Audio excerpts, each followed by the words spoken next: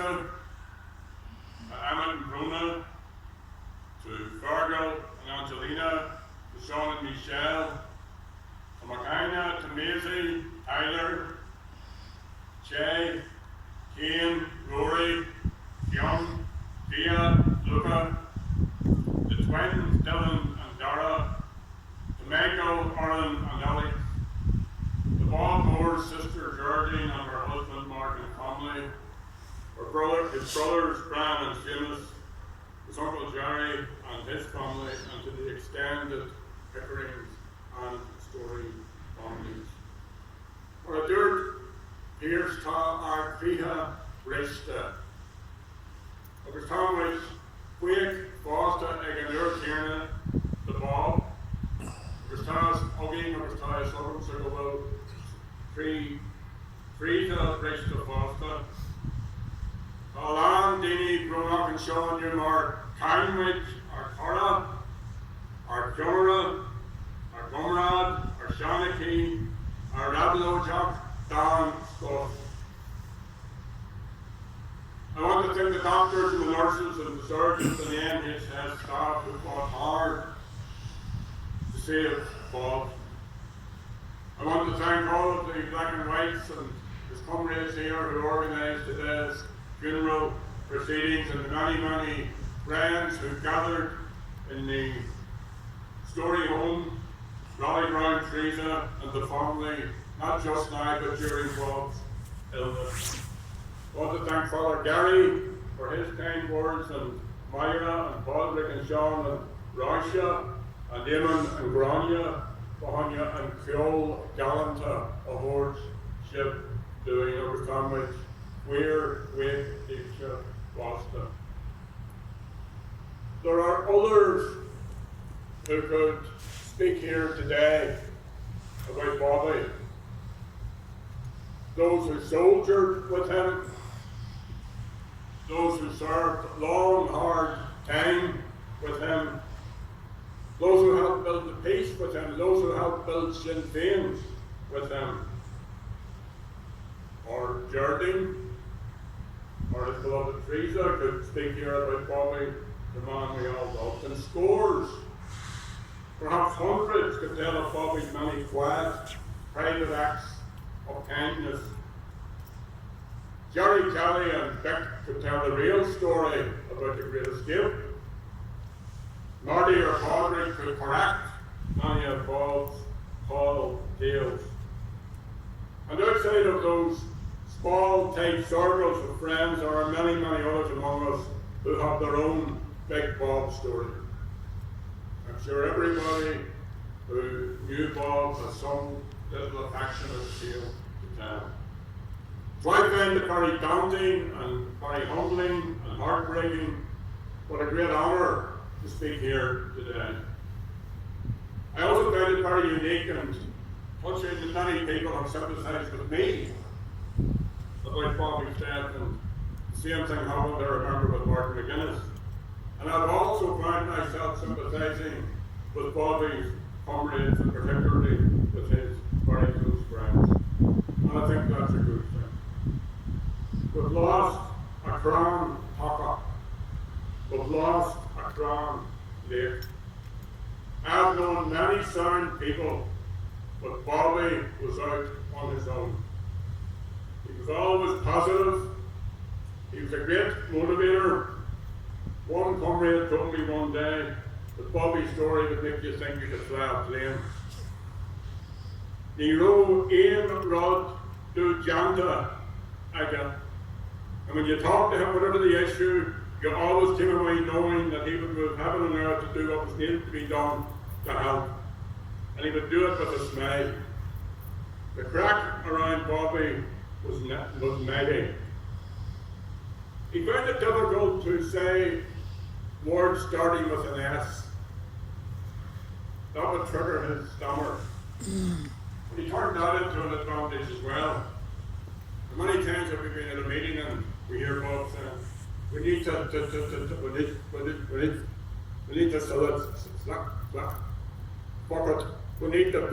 a candidate. And Terry Carson, who's also a skilled stammerer. Harry Cross and a skilled stammerer. Bobby could never have said that. And Bobby's story once went to meet with the governor in Belfast prison one time. And it took them that long that he thought that the two of them were waiting him up. And that ended up in another big row. But anyone who saw him manage the 1,000 people who turn up each year for the Belfast Cartridge event will testify to his infectious humour. The way he poked fun at his stammer, the way he slagged off me or Mary Lou or Michelle or Martin McGuinness, or encouraged people to bid higher for an item in the auction. The way he browsed items for the auction, especially from Richard Macaulay, who was turned into a compulsive pilferer. I don't know anyone who knew Bobby's story who didn't like him, except for MI5, MI6, the old RUC, the British Army, and prison governors.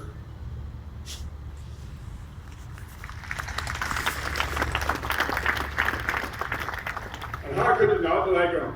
He was smart, well-read, funny, caring, always ready to listen, always willing to help, always prepared to give freely of his time and his great positive energy. At Christmas, Big Bob was daddy and olive to many families in West Belfast.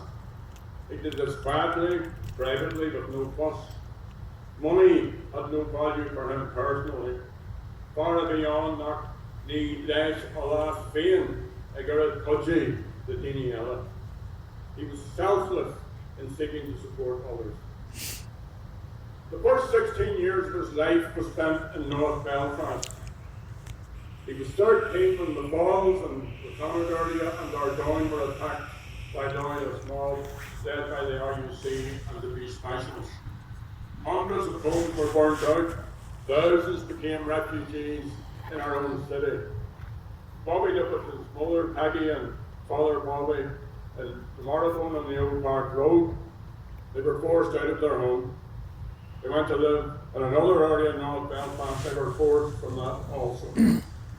The British Army came onto the streets, and quickly with the RUC, they turned on young nationalists.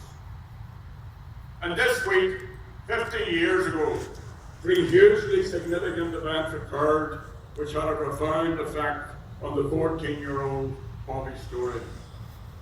The Battle of St. Matthews took place when Unionist gangs tried to destroy the George Strand and Ballymacad, and the district was successfully defended by a small number of IRA volunteers and the local defence group. Tomorrow is July the 1st. On that day in 1970, the Unionist regime at Stormont passed the Criminal Justice Bill, which introduced a mandatory 6-month prison sentence for rioting.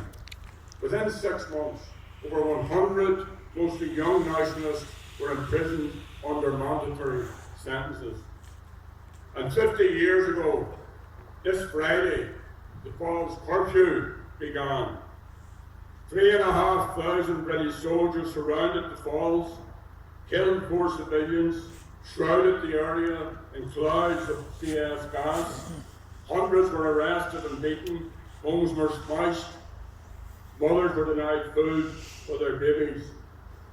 And the curfew was broken after 3 days by the courage and determination of thousands of women led by Moira Drum and Marie Moore.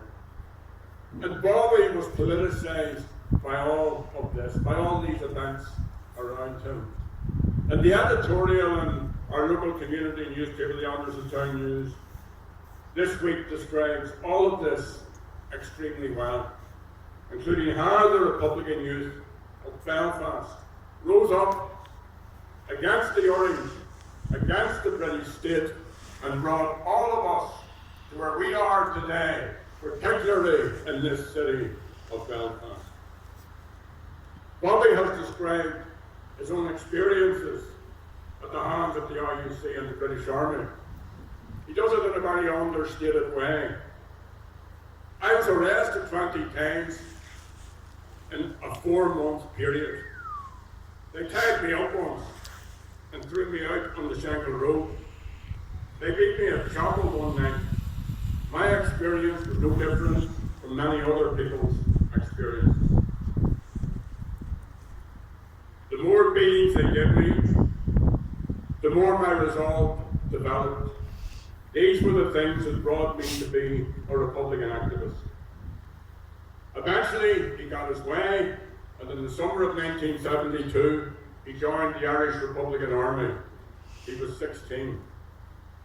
In July that year, the British sent 30,000 troops into nationalist areas as part of Operation Motorman and an attempt to crush free Belfast. Bobby described it. The armed struggle in the 1970s was flat out. We were all part of that. I was absolutely in the thick of it. We engaged the British Army on the streets. They came into our areas, they took over our local GA clubs and schools and turned them into British Army bases. It was a highly militarized situation. A year later, on his 17th birthday, he was interned. He spent 2 years in Long Kesh. He once said that probably my most memorable night of internment was when we burnt Long Kesh to the ground. A little autograph book collected by Paul Wilson, a book of the autographs of former prisoners.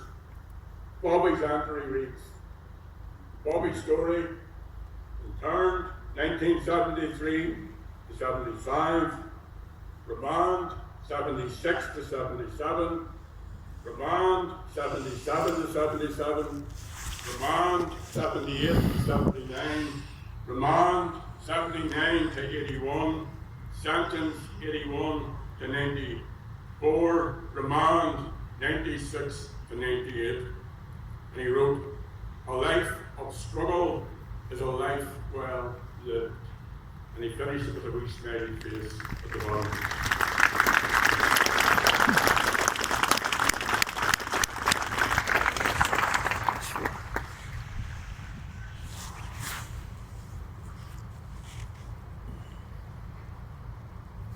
'81 was the year of the hunger strike. The deaths of the comrades were for him the saddest moments, especially the hunger strikers. He described them as iconic figures. When it was part of them, they stepped into the street. On the 20th of August, the day that the last hunger strike actually designed that football was captured following one attack on British soldiers in Anderson's town.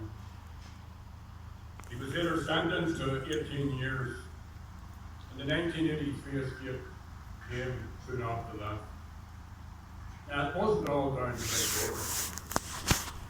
It was a team effort. His job as OC on the day was to coordinate the escape.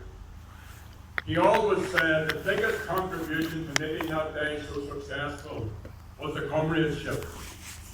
38 Republican POWs, the biggest escape in British penal history. 19 got away,